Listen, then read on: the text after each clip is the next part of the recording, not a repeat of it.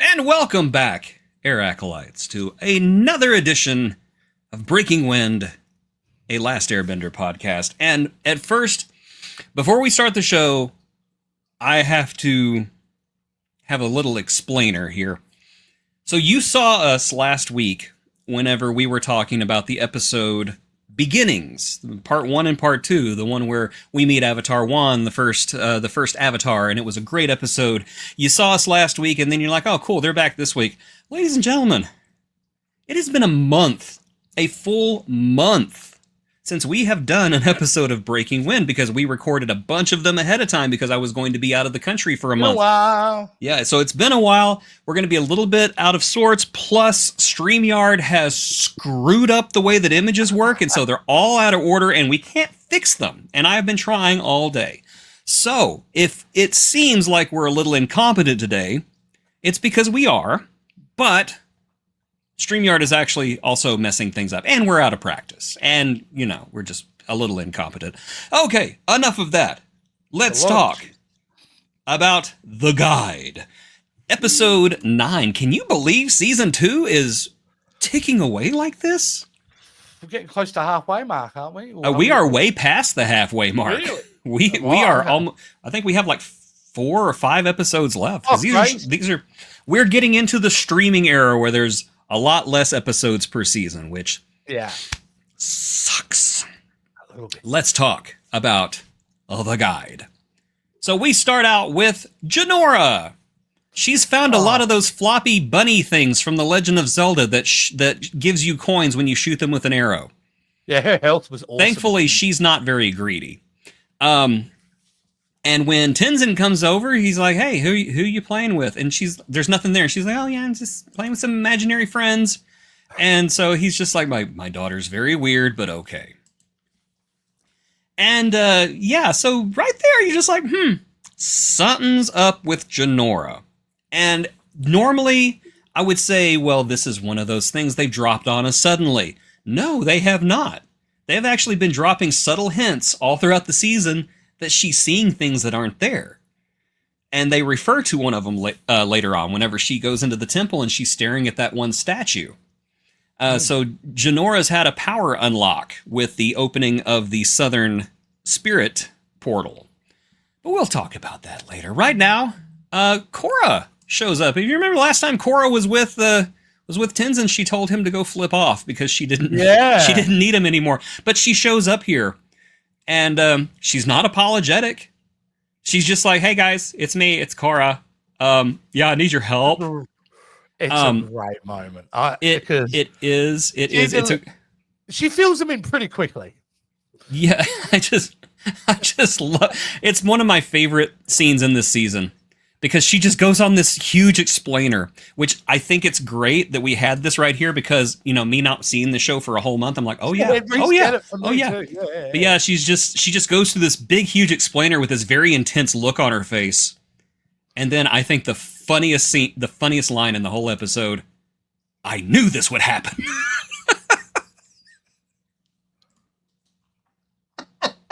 Pretty great. Tenzin is a very underrated comedic force in this show. I think he's great. He's the star of this episode, in my opinion. He really is. It's so funny that so much of this season is about Korra learning to be spiritual and learning to be humble in a way, I guess. And Tenzin has to mirror that in many ways because he has to admit that he has limitations as her teacher. And in a way, that kind of validates Korra dumping him earlier.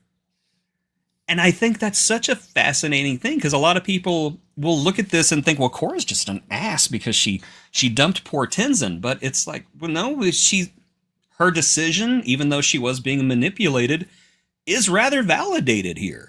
Because there are things that Tenzin cannot teach her. Well, Tenzin's had to play a role that, maybe necessarily he himself hasn't felt, or his abilities don't live up to that role at some point, which I'm sure he carries with him like a burden. Oh, welcome to the disappointing dad club. Yeah. Boo me. Love Boomy. Yeah, really great. Really great. It's just depth, Jace. It's so good. There is. And we're not done with Tenzin's journey either. Okay. Tenzin continues to go on this journey as the Avatar's son and having so much placed on him. So anytime somebody says this is a crap show, I'm just like, you haven't watched it, have you? Or at least you watched it with something else going on. The Lost Generation, as they call it. The Lost Generation. And it's a new thing. And they say some Generation X is the Lost Generation, where you're responsible for looking after elders and kids at the same time. Yeah. You're in the middle. So you get lost. Indeed. Speaking of elders and kids, King Douche and the Douche twins go into the spirit world. And even though they don't have the Avatar, Unalaq wants to unlock the spirit portal. So he starts throwing water at it. He attacks Why not? The pretty circle. Yeah. And he tells Eska and Desna, hey, throw water at this thing with me. Maybe that'll help. Let's make it mad. So they throw water at it, and quite shockingly, Desna is injured quite severely by the backlash. And then we get this scene where Eska is just like, we got to get him to a healer. And you start actually getting emotion out of her voice. We have to take him to a healer. He's fine. No, I'm taking him to a healer. So you're starting to see cracks in Unalaq's family because he's being such a douchebag. Yeah. In a sense, it's a mirror to what's going on with Tenzin's family as well, because there are cracks growing there as well. I'm going to be jumping in and out of certain scenes. You know what? You folks at home, you'll just live with it. It's fine. You'll be cool. It's fine. It's fine. So what is going on at the Southern Air Temple is that Tenzin and Korra are trying to get into the spirit world, and they are having absolutely no success. And Tenzin is being a jerk about it, to be perfectly honest. He yells at Milu. You do not yell at my boy, all right? You do not yell at the first fart bender. You don't do that. Milo's an angel, and you are not going to yell at him, Tenzin. Which, he's doing the best he can. And it's kind of explained later that Tenzin's under a lot of stress, but you know what? Milo was doing, he was hitting that bell perfectly, if you ask me. Can't do nothing wrong. However, Jinora is telling them, I think maybe we should go down there. I think we'd have more luck if we tried to go into the spirit world down there. And of course, Tenzin's not listening to her. It's like, no, I've studied this stuff forever. You're just a kid. You don't know. Yeah. And I think it's very interesting that the only one who notices is Kaya. Kaya is the only one who's noticing that there's something up with Jinora. And I think it's because she is kind of removed from what's going on with them trying to get into the spirit world, that she's the only one who has that time to really notice. Yeah. And I like Kaya. Kaya is kind of an overlooked character, but I like her. I like the supportive aunt. To the point that whenever they fail and fail and fail again to get into the spirit world, Kaya's the one who kind of pushes Jinora forward and says, I think there's something you need to tell them. And Jinora tells them, hey, I can see spirits. It's been happening for a few weeks. Look at the little bunny things. Don't shoot them with arrows. They won't give you coins. I've already tried. And she tells them, hey, there's something down there. There's a place down there that they're telling us would be perfect to get into the spirit world with. And they go down there, and Tenzin recognizes that there's a lot of spiritual energy there, and he's got to cleanse it first. And it's a good thing he did do that, because there were all kinds of keys from the Legend of Zelda. There's lots of Zelda references in this. Yeah, there is a lot of. But yeah, evil spirit bats attack them. And Korra, for the first time, is able to successfully turn them into light spirits, which I thought was great. Number one, again, everybody likes to dog on Korra because she's the one who kind of let Tenzin go. But at the same time, she's learned things. Yeah, she's come back with knowledge. So it's not, is what it seems, Yeah. So I'm not saying she's right. I'm just saying that sometimes things like that are necessary. But she does cleanse the spirits, and meanwhile, stuff is going on in Republic City. What? Where? That was a little bit early.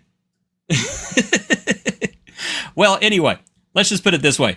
Mako is suspecting Varric of being behind all of the machinations in Republic City, and then we get this really good scene where Varric basically pulls Mako into his office and offers him a job with security because it's a great way you can keep your brother and Asami safe.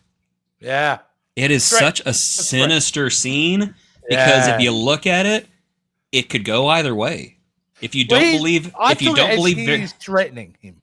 Yeah, if you don't believe Varric is a bad guy at this point, you could say, yeah, he was just trying to offer him a job because he's concerned about Bolin and Asami. And if you think Varric's guilty, it's like, yeah, he was openly threatening them in front of him. Yeah. Varric's such an interesting character. He's like bonkers Tony Stark. Yeah. Well, I thought that was it. I thought he was surface level Tony Stark, but this is complicated Tony Stark. But in any case, somebody rats out Mako and says, "Hey, he was working with the Triple Triads." Well, of course I was, because we were doing a sting operation. However, they also find explosives and money has been planted in his apartment, and they go to arrest him. And so now Mako is in the pokey, and Asami's just like, "Oh no, I'm gonna have to get a new boyfriend." Yeah, I don't like that they've gotten them back together. In case you don't know. I don't like that one bit. So Tenzin has some soul searching to do because he wants to take Korra into the spirit world, but he still can't do it. He still can't open up the door, and so it is. I think it was Kaya, I think, who says it's not your destiny to lead her there. It is Jinora's destiny. Well, I can't let my daughter do that. You're going to have to trust her. You're going to have to let go. Moment. Not about you, dude. Yeah. And so, number one, we get this great scene with Korra and Tenzin basically making up. They're like, hey, we're cool with each other now. Yeah. And then Tenzin is going to trust Jinora to get Korra into the spirit world. And again, two great scenes. And Korra and Jinora, they make it to the spirit world. Beautiful, beautiful. It's like something out of Avatar, just with a lot less nudity. Yeah. And then, who should show up but Vaatu, still in that tree. And he's talking to Unalaq, and Unalaq's just like, I'm sorry, we failed you. The Avatar is dead. He's like, the Avatar is not dead. The Avatar is here in the spirit world. You need to go get her. And then the episode's over. And that is... If I was Paramount, I think part of the deal of why they're getting to release, I believe they've got the studio to release Legend of Zelda, is because they stole so much for Breath of the Wild from this show. It does seem that way, doesn't it? It does seem like that. It's like you've stolen quite a lot from from the show. It's not stealing; it's an homage. Yeah. Telling you, if any game developers out there, if you would make a Legend of Zelda, but it was Korra, the character, and we were in Republic City, and we did that, that would be one of the greatest games. An open world. Avatar Breath of the Wild series. Style, but Avatar. Multi-generational one, so you could play as either Aang, or you could play as Korra, or whoever the characters in Seven Havens are going to be. You could play as Roku. You could any of the Avatars. The Kyoshi level is just you killing everybody for no reason, just walking through the land of Avatar, just rah! The levels would be amazing. Even that city, when on the carts. Oh yeah. Omashu, yeah. That level writes itself. Come on, guys. Yeah. Oh my gosh, that needs to happen. Yeah, that needs to happen. Now I want it. I'm going to try to will that into being. Yes, absolutely. So next, we've got an episode called "A New Spiritual Age." That is episode 10. And, it's a big title, dude. Like, it's a very grand title for an episode. It really is, and that is 4 more episodes left this season. By the way, 4 more episodes. A New Spiritual Age. Yeah, like something's going down. We get the return of a character, and from season 1, we get the return of a character, and when this character returns, I will tell you right now, watching this episode way back in 2012 or 2013 when it first came out, when this character showed up, I literally went ah! Like that. Oh, okay. Because I kind of thought, oh, is that who I think it is? Ah! Okay, great. Now I'm excited. Yeah. And you know why I'm excited? Because you say this, and in you're thinking about in a week's time. I'm thinking I'm going to be watching that in about 5 minutes. I'm going to turn it on and watch it right after this, too. I don't care how late it is here. Right now, it's like 11 o'clock. I'm going to watch that thing. I'm going to watch the heck out of it. However, before you watch the next episode of either Korra or Breaking Wind, I would like you to go to the video description below and check out the link to our Patreon, where for only $5 a month or more, if you're feeling extra handsome, you can support this absolute triviality that we do here, or you can support us by becoming a YouTube channel member on our main page. It's all right there. And of course, if you can't do that, we would appreciate a like, a subscribe, and a comment just to kick ourselves into the upper atmosphere of the YouTube algorithm. That would be amazing. And until next time, when you join us for a new spiritual age, that is VHS Jace. I am Jason Roy Gaston. You are you. This is Breaking Wind. Have a wonderful day.